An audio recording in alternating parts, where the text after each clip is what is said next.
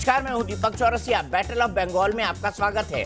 बंगाल में दूसरे चरण का मतदान जारी है और मतदान के साथ साथ जारी है बंगाल की ट्रेडमार्क हिंसा की राजनीति।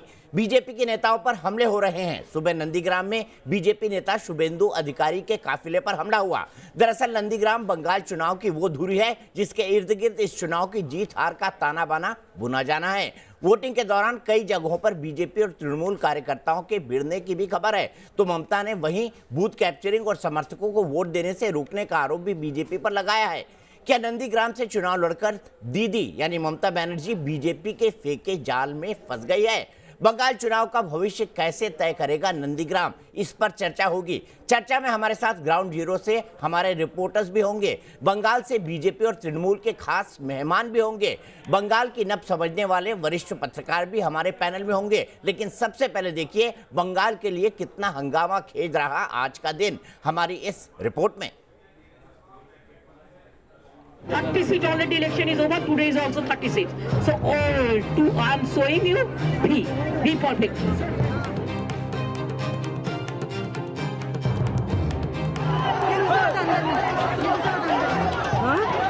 কিন্তু আমি মনে করি আমার গোত্র মামাটি মানুষ গোত্র।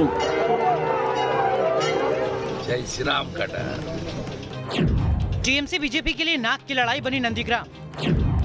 क्या नंदीग्राम से पूरा होगा बंगाल विजय का सपना? नंदीग्राम जिसका, बंगाल उसका।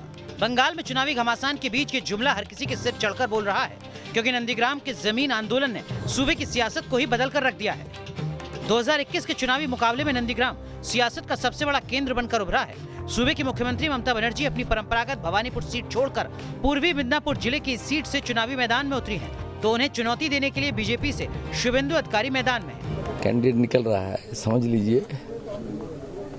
जय श्री राम का डर, जय श्री राम का डर। Thank you. लास्ट कैंपेन में इतना जय श्री राम हुआ, टेंगुआ में हुआ, रियापाड़ा में हुआ, बलरामपुर में हुआ, इतना जय श्री राम सुना ना, इसलिए थोड़ा आज डिस्टर्ब नहीं होना। बयानों से साफ है कि नंदीग्राम में परचम लहराना कितना अहम है। नंदीग्राम की लड़ाई को बंगाल की सियासत के लिए कई वजहों से निर्णायक माना जा रहा है। नंदीग्राम में ममता की हार का मतलब होगा पूरे बंगाल में पार्टी की हार। अगर ममता को नंदीग्राम के चुनावी संग्राम में हार मिलती है तो पहले से बिखरी पार्टी की टूट का खतरा बढ़ जाएगा। सबसे बड़े मुकाबले में ममता की हार से सूबे में टीएमसी कैडर बिखर सकता है, तो वहीं ममता की हार के साथ ही उनका और उनके भतीजे अभिषेक बनर्जी के करियर पर असर डल सकता है। सियासी जानकारों के मुताबिक इन्हीं वजहों से ममता चुनाव प्रचार में बेहद आक्रामक नजर आई है। আমি শুধু ইলেকশন বলে চেপে যাচ্ছি, তা নাহলে দেখে নিতাম এক একটার কত বড় চেহারা। ইলেকশনটা হয়ে যাক এবং বাংলা ইলেকশনটা হয়ে যাক, তারপরে আমি দেখব কত ধানে কত চাল, কোন গদ্দার তোমাকে কতটা শেল্টার দিতে পারে। কোথায় যাবে দিল্লি, না কোথায় যাবে বিহার, কোথায় যাবে উত্তরপ্রদেশ, না কোথায় যাবে রাজস্থান। যেখানেই যাও রবীন্দ্র মান্নাকে খুন করে যদি মনে করো ছাড়া পাবে, কান ধরে টেনে নিয়ে আসবো যেখানেই যাও। वहीं नंदीग्राम में ममता की जीत से न सिर्फ उनके तीसरी बार सूबे के मुख्यमंत्री बनने का रास्ता साफ हो जाएगा, बल्कि राष्ट्रीय राजनीति में भी ममता का कद बढ़ेगा। धीरेन्द्र पुंडीर के साथ विकास चंद्रा, न्यूज नेशन, नंदीग्राम। तो नंदीग्राम, इतनी बड़ी नाक की लड़ाई बंगाल के चुनाव में इससे पहले आज़ादी के बाद इतिहास में आज तक नहीं देखी गई। इसीलिए नंदीग्राम में हमने रिपोर्टर्स की एक फौज तैनात की थी और इसी फौज के 2 सिपाही हमारे साथ इस वक्त मौजूद हैं। हमारे वरिष्ठ सहयोगी धीरेन्द्र पुंडीर नंदीग्राम से मेरे साथ जुड़ गए हैं। मेरे साथ विकास चंद्रा हमारे दूसरे सहयोगी जुड़ गए हैं जिनके काफिले पर हमला हुआ था। इसके अलावा मैं अपने पूरे पैनल को इंट्रोड्यूस कर देता हूं। शिखा मुखर्जी सीनियर पत्रकार हमारे साथ कोलकाता से जुड़ गई हैं। राहुल देव जी वरिष्ठ पत्रकार हमारे साथ जुड़े हुए हैं। एनके सिंह साहब वरिष्ठ पत्रकार हमारे साथ जुड़े हुए हैं। तीखा और सटीक विश्लेषण होता है दोनों का, इसीलिए अगले 1.5 घंटे में हम विश्लेषण करेंगे ममता बनर्जी और बीजेपी की आगे की राजनीति का। बादल देवनाथ लीडर टीएमसी के मेरे साथ जुड़े हुए हैं। माधवी अग्रवाल बीजेपी की नेता मेरे साथ जुड़ी हुई है। लेकिन सबसे पहले विकास आपके पास आना चाहूंगा। पथराव हुआ आज आप पर, आप बाल बाल बच गए। इसके बाद क्या पुलिस ने वहां पर, वेस्ट बंगाल की पुलिस ने कोई कार्रवाई की? क्या हुआ वहां पर इसके बाद, ये बताइए सबसे पहले। जी, शुभेंदु अधिकारी के काफिले के साथ चल रहे थे और जो बूथ नंबर 174 है, जब उस निकले वो अहमदाबाद का इलाका है वहाँ से, और जैसे ही काफिला चला तो वो उन्होंने जानबूझ करके टारगेट ही किया था। वो सोच समझकर पहले से बैठे थे। वो जय बांग्ला का नारा लगाते हुए लाठी डंडों और आयरन रॉड के साथ वो लोग आए, ईंट पत्थर बरसाने लगे और लगभग 4 गाड़ियों को उन लोगों ने तोड़ दिया। ये एक अच्छा रहा कि बाल बाल बच गए और हम लोग बचे और आगे निकले।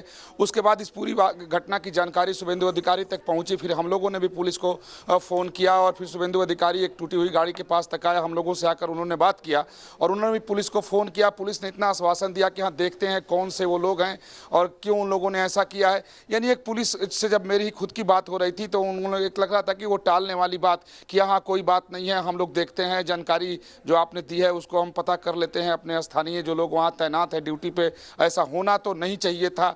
तो बहुत सुनकर हैरानी हुई कि पुलिस करिए कि ऐसा होना तो नहीं चाहिए था। अच्छा हम देखते हैं, सोचते हैं, समझते हैं। तो लेकिन ये है कि जिस तरीके की वहाँ तैयारी थी वो लोग थोड़े देर से पहुँचे दीपक जी। अगर वो पहले पहुँच गए होते तो शायद कुछ नज़ारा वहाँ का अलग होता। बहुत सारी गाड़ियाँ टूटती, बहुत सारे पत्रकार मार खाते। शुभेंदु अधिकारी ने तो ये आरोप लगाया कि ये हमला उनके ऊपर ही होने वाला था, क्योंकि मीडिया की वजह से वो काफिला बहुत लंबा हो गया था। कई दर्जन गाड़ी तो मीडिया की उनके काफिले के साथ चल रही थी। इस वजह से वो आगे निकल गए और वो जो हमला हुआ वो मीडिया की गाड़ी पर हुआ, जबकि वो लोग मीडिया को लगातार गाली दे रहे थे और भद्दी भद्दी गाली दे रहे थे। कैसे बिके हुए लोग हैं जो दिल्ली से आए हैं। एक यहाँ विचित्र सी स्थिति इस बार देखी गई, वो मैंने एहसास 2010-11 में भी किया था बंगाल में, जब सीपीएम के लोग मंच से दिल्ली की मीडिया को मारने की बात कहते थे। और यहाँ भी एक तरीके से जो सीपीएम के माफ करिए जो टीएमसी के समर्थक हैं उनका भी माइंड वॉश कर दिया गया है कि जो बाहर से मीडिया के लोग आए हैं ये सब बिके हुए लोग हैं। इसलिए आप देखिए गोद में बच्चा लेकर बूढ़ा व्यक्ति भी, लड़का नौजवान भी, सब मीडिया को गाली देने पर लगा हुआ है और मीडिया के ऊपर पत्थर फेंकने में लगा है। तो मुझे ये फील हुआ कि शायद इनके दिमाग को बिल्कुल धो दिया गया है, माइंड वॉश किया गया है कि सारे गंदे लोग हैं, ये ममता बनर्जी को हराने के लिए आए हैं, इनको मारना ही सबसे अच्छा है और बढ़िया काम है। इसलिए देखिए कई जगह पर मीडिया पर हमला हुआ, कई जगह हम लोग बचे। मुझे भी चोट आई, थोड़ी सी सिर में स्वेलिंग आई, लेकिन ठीक है। ठीक है, अपना ख्याल रखिएगा। सीधे धीरेन्द्र के पास चलते। धीरेन्द्र, ममता बनर्जी आज दोपहर के आसपास निकली अपने घर से, नंदीग्राम में डटी हुई थी। क्या लगा उनको देखकर? कॉन्फिडेंट थी? जीत की चमक चेहरे पर दिखाई दे रही थी या मन में उनका संशय था? देखिए आज जिस तरह से वो वहाँ अंदर बैठी थी और फ़ोन लगा रही थी, मैं उस बात को जिक्र करूँ दीपक जी बॉयल, हालांकि मैं ये नहीं कहूँगा कि किसी राजनीतिक भविष्यवाणी की तरह मैं कर दूँ, लेकिन जो मुझे समझ में आया, इतने दिन से मैं लगातार उनकी हर रैली कवर कर रहा हूँ, जब से वो यहाँ पहले दिन से आई थी इस पूरे चुनाव में जब उन्होंने घोषणा की थी। लेकिन मुझे ऐसा लगा कि आज वो जैसे फ़ोन कर रही हूँ, अचानक मुझे याद आया कि वो दीदी किन को फ़ोन कर रही हैं, वहाँ वोटर तो फ़ोन उठा नहीं रहे हैं शायद।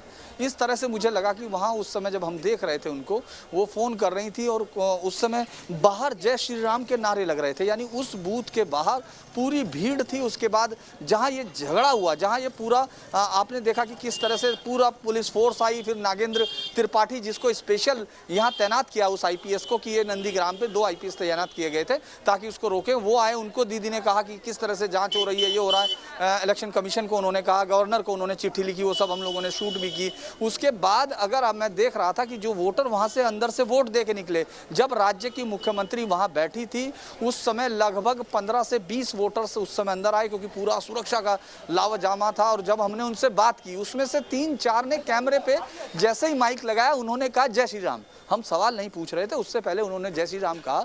मैंने उनसे एक सवाल भी किया, काउंटर क्वेश्चन, कि मुख्यमंत्री अंदर बैठी हैं आप, उस समय उन्होंने कहा कि उन्हीं को हटाना। यानी आज मुझे लग रहा था, क्योंकि वो निकली 1:15 बजे के करीब, उससे पहले एक बार 11:15 बजे के करीब, 12 बजे के बाद हमको लगा कि शायद वो बाहर निकलेंगी, लेकिन उस समय वो बाहर नहीं निकली और वो 1:15 बजे के बाद निकली। और उस समय उनको जब हम लोगों ने पूछा उस गांव में जाकर, जो बॉयल बूथ नंबर 7 उसका था, तो गांव वालों ने कहा, जो वहाँ हम लोगों को जो मिले, एकदम उन्होंने चिल्ला के कहा कि हम लोगों को वोट नहीं डालने दिया जा रहा, ये नहीं हो रहा। और वो पूरा वो सड़क छोटी सी जैसा अमूमन बंगाल में होती है, अंदर गाड़ी नहीं जा पाई, उनको व्हील चेयर से वहाँ तक जाना पड़ा तमाम उसका।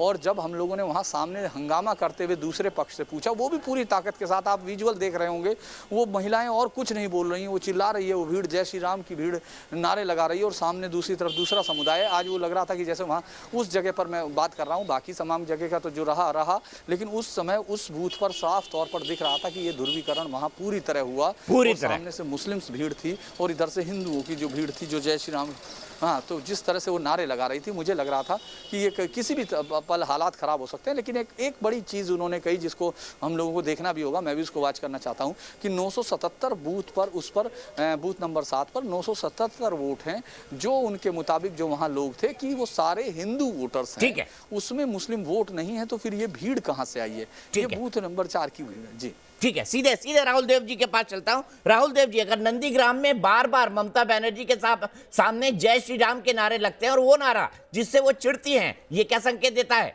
उनके गढ़ में क्या हो रहा है? इसका संकेत तो साफ है दीपक। धीरेन्द्र की बात पे यकीन ना करना तो बहुत कठिन है। तो और दूसरे आपके संवाददाता ने भी जो बताया उससे तो लगता है कि ध्रुवीकरण बहुत साफ और तीखा है और उसमें किसी अब शक शुबहे की गुंजाइश नहीं है। कुछ काले और सफ़ेद जैसा मामला लग रहा है अगर केवल इसी अनुभव पर हम यकीन करें तो। लेकिन मैं समझता हूं कि हमें थोड़ी सावधानी अभी बरतनी चाहिए कि पूरे चुनाव क्षेत्र में क्या सब जगह ये स्थिति थी, क्या सब जगह चुनाव मतदान करने के बाद निकलने वाले लोगों ने इस तरह की बातें कही हैं कि नहीं। जरा इन चीज़ों पर भी हमें ध्यान देना चाहिए। तो केवल अभी इसी पर पूरा अंदाज लगा लेना ठीक नहीं होगा। सीधे चलता हूं एनके सिंह साहब के पास। एनके सिंह साहब, ये बताइए, नंदीग्राम क्या संकेत देगा दूसरा दौर का ये चुनाव? और नंदीग्राम से आज जो खबरें निकलकर सामने आएंगी और आज शाम के बाद जो मतदान वहां पर होता है उसके बाद क्या संकेत जाएगा? क्या दूसरे दौर में चुनाव होना नंदीग्राम का और उसमें ममता बनर्जी के लिए पॉजिटिव रिपोर्ट होना अच्छी खबर लेके आएगा और निगेटिव खबर होना लेकर अगर सामने निकल कर आती है जो धीरेन्द्र और हमको विकास बता रहे हैं, उसके बाद उनके कैडर में किस तरह की खलबली मचेगी?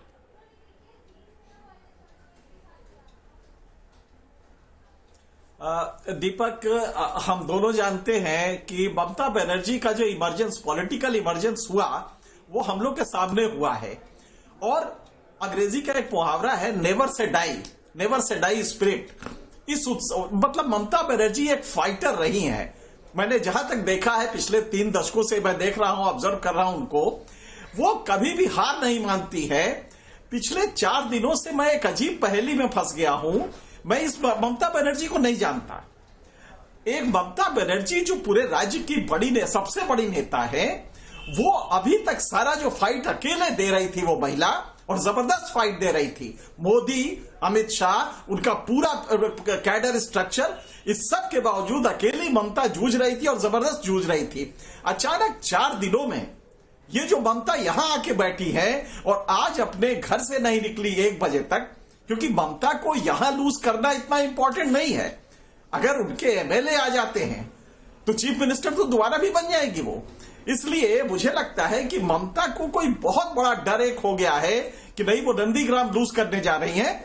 वरना कोई भी पॉलिटिकल लीडर, ममता छोड़ दीजिए, ममता तो फाइटर रही है, अगर कोई भी पॉलिटिकल लीडर एन चुनाव के वक्त पे अकेला अपनी पार्टी को चलाने वाला और मुख्यमंत्री वो अगर अचानक अपने एक कॉन्स्टिट्यूएंसी में बैठ जाएगा, बाहर मैसेज क्या जा रहा है कि दीदी नहीं है, दीदी कमजोर पड़ गई, दीदी डर गई, वो हो गई, डिसअपॉइंट हो गई है। और ये जो मैसेज जा रहा है कैडर में, जी कहीं ना कहीं ये मैसेज जा रहा है। ठीक है, सीधे सवाल बादल देवनाथ से लेता हूं। आपके विश्लेषण को बादल देवनाथ जी के पास ले चलता हूं। बादल देवनाथ जी, क्या 4 दिन रहना दीदी का वहां पर ये साबित करता है ममता दीदी डर गई? उनको लगने लगा कि नंदीग्राम में उनके साथ कोई झोल हो सकता है? सारे वरिष्ठ पत्रकार है, मैं क्या कहूं, कहते तो दिया। और शायद जो कहा ममता बनर्जी 1 बजे तक क्यों निकला, तो देखिए दीदी दीदी है और पूरा वर्ल्ड में ममता दीदी को ममता दीदी कहते हैं। उसका 40 साल का जो पॉलिटिकल जो सोच है, वो रणनीति है, वो कहाँ क्या करेगा वो खुद जानता है और दूसरा कोई नहीं जानता है। और तीसरा, जो लोग हम जैसे लोग हैं जो कहते हैं दीदी पार्टी में एक ही लीडर है ममता बनर्जी, बाकी सब सामाजिक कार्यकर्ता है, सोशल वर्कर है। और देखिए जो बात आज कहना चाहिए था, एक मुख्यमंत्री, महिला मुख्यमंत्री, मैं बार बार पूरा साल कह रहा हूँ, एक मुख्यमंत्री को, एक महिला मुख्यमंत्री को हराने के लिए पूरा राष्ट्र शक्ति लगा दिया। और दीपक जी, जो बात सबसे दुख लगी, कल उत्तम दुलई को केशपुर में टीएमसी पार्टी में से खींचकर बाहर निकलकर छोरी मार के मारते मारते उसका हत्या कर दी गई उत्तम दुलई को। आज भी बोमाबाजी हुआ नंदीग्राम में और 100 के आसपास। अरे नंदीग्राम में तो मीडिया की गाड़ियां तोड़ी गई सर, ये बोल के कि ममता दीदी को हराने आए हैं। उस पर क्या बोलेंगे बादल देवनाथ जी? और बता रहे कि किस पॉकेट के लोगों ने मारा वहां पर। बिल्कुल आंसर दूंगा, बिल्कुल आंसर दूंगा। 50 सेकंड तो टाइम दीजिए दीपक जी, 50 सेकंड टाइम दीजिए। और नंदीग्राम के बोमाबाजी हुआ, 100 के आसपास बूथों में पोलिंग एजेंट 10 बजे तक घुसने नहीं दिया, 10 बजे तक। और 20,000, जो मैंने बार बार कह रहा हूँ, बाहर से लोग आया, दीदी को मैंने रिपोर्ट किया, जो लोग हिंदी भाषी है, हिंदी में बात कर रहा है अच्छे से, बोल रहा है प्रोग्राम हो जाएगा, चुनाव खत्म हो जाएगा, उसके बाद हम सब निकल जाएंगे। ऐसे हिंदी शब्द निकाल रहे, जो मैं भी हिंदी इतना अच्छा हिंदी नहीं कहता हूँ क्योंकि मैं बंगाली हूँ। और दूसरा बात है, गद्दार, जो गद्दार है, गद्दार बोल रहा है ना, गद्दार की बोल रहा है, गद्दार हारेगा। और मैं वही कह रहा हूँ दीपक जी, एक बात सुन लीजिए, ममता बनर्जी, 1 मिनट के लिए मैं दीपक जी 1 मिनट के लिए मान लेता हूँ ममता बनर्जी हार गया नंदीग्राम में, क्या तो होगा आपकी पार्टी गया फिर? अगर ममता बनर्जी नंदीग्राम में हार रही है तो मैं शर्तिया बोल रहा हूँ, आपकी 50 से ज्यादा सीटें नहीं आ रही हैं। आप अगर 1 मिनट के लिए मान रहे हैं नंदीग्राम ममता बनर्जी हार रही हैं, तो इसका मतलब आप पूरा राज्य हार रहे हैं बादल देवनाथ जी, ये मान के चल लीजिए, लिखवा लीजिए मुझसे। 5 सेकेंड, मैं 5 सेकेंड आपको टाइम मांग रहा हूँ। मान लीजिए 1 मिनट के नंदीग्राम में ममता बनर्जी हार गया, सुन लीजिए, 2024 के पहले 6 महीना वही ममता बनर्जी, जैसे मोदी ने किया, हजारे के ऊपर लोग बंगाल में घुस दिया, ममता बनर्जी पार्लियामेंट के सामने जंतर मंतर में 6 महीना तक वही जंतर मंतर, वही पार्लियामेंट के सामने सड़क के ऊपर ममता बनर्जी बैठ जाएगा और पूरा एंटी जो होगा ना मोदी जी के खिलाफ। अरे कहाँ आगे के सपने देख रहे हैं बादल देवनाथ जी? बादल देवनाथ जी कहाँ आगे के सपने देख रहे हैं? पहले नंदीग्राम तो जीत लीजिए, उसके बाद 2024 की बात करिएगा। सीधे माधवी अग्रवाल जी के पास चलता हूँ। माधवी अग्रवाल जी, क्या ममता बनर्जी नंदीग्राम से लड़कर अपने बुनाए जाल में फंस गई है? देखिए दीपक जी, मैं लगातार बातें सुन रही थी और जिस तरीके से बादल देव जी बोल रहे थे, ऐसा लग रहा था वो ऐसी मनगढ़ंत कहानियां बता रहे थे कि हिंदी में बोल रहे थे, प्रोग्राम चल रहा है, ये किया जा रहा है, जबकि वहां पर प्रत्यक्ष रूप से मीडिया देख रही है कि क्या हालात हैं वहां पर। और ये कोई नए हालात नहीं है। मैं आपको बता दूं, पश्चिम बंगाल की तो राजनीति रही है इस तरीके की कि बूथ कैप्चरिंग से लेकर वहां पर जिस तो पूरे देश ने देखी है। लास्ट जो इलेक्शन हुए थे कॉर्पोरेशन के, उसमें किस तरीके से बूथ कैप्चरिंग हुई थी, वो तो शर्मनाक था। और जो आप देख लीजिए अभी जिस तरीके से वो सफाई दे रहे हैं, लेकिन ये भूल रहे हैं ज्यादा दिन पहले की बात नहीं, पंचायत चुनाव में क्या हालात थे कि भाई मुझे बोलने दीजिए। बादल देव जी, जब आप बोल रहे थे मैं आपके लिए बीच में नहीं बोली थी, मुझे बोलने दीजिए, आप बीच में नहीं बोलेंगे प्लीज, मुझे बोलने दीजिए। देखिए पंचायत इलेक्शन के समय में क्या हुआ था, जिन लोगों ने पंचायत इलेक्शन जीता था, जिन्होंने लड़ा था, घर छोड़कर 6-6 महीने बाहर रहना पड़ा था, उनको संरक्षण देने वाला कोई नहीं था। बताइए कि ये हालात है पश्चिम बंगाल के, और उसके बाद भी इनका शब्द है जिस तरीके से वो बोलते हैं। अरे ममता बनर्जी हार रही हैं, आपने तो आज ही स्वीकार कर लिया। मुझे तो लग रहा है कि आप ही जिस तरीके की कहानियां बता रहे हैं, और वो भी मीडिया कर्मियों के सामने पूरे नेशनल। ठीक है, मैं दोनों को रोक रहा हूँ। ममता बनर्जी कुछ नंदीग्राम में सब बोल रही है, सीधे चलते हैं वहां पर। CISF, BSF, CRPF, all. Only I request the Home Minister. It is not that they are doing. The Home Minister himself is instructing the CRPF, BSF and other Jawans. We are proud of them. They are giving instruction to help only BJP and to help the BJP goons. This area also you have seen all the outsiders. It is not from inside Bengal. It is from outside goons. They have brought it from outside goons. They cannot speak Bengali also. This is unfortunate part. And my election commission, I do. तो ममता बनर्जी आरोप लगा रही है, नंदीग्राम में बड़ा आरोप लगा रही है। वो कह रही है कि पैरामिलिट्री फोर्सेस, बीएसएफ, सीआईएसएफ जो वहां पर पहुंची हुई है इस वक्त चुनाव आयोग की मदद करने के लिए, फ्री एंड फेयर इलेक्शन के लिए, वो भारतीय जनता पार्टी की मदद कर रही हैं। ये आरोप ममता बनर्जी लगा रही है। क्या है इसका मतलब? क्या ममता को हार सामने नजर आने लगी है? क्या ममता थोड़ी सी घबराई हुई है नंदीग्राम को लेकर, या ममता का करिश्मा अभी भी बचा हुआ है बंगाल के अंदर? इस पर बात करेंगे ब्रेक के बाद। शिखा मुखर्जी जी से शुरुआत करेंगे इस बहस की ब्रेक के बाद।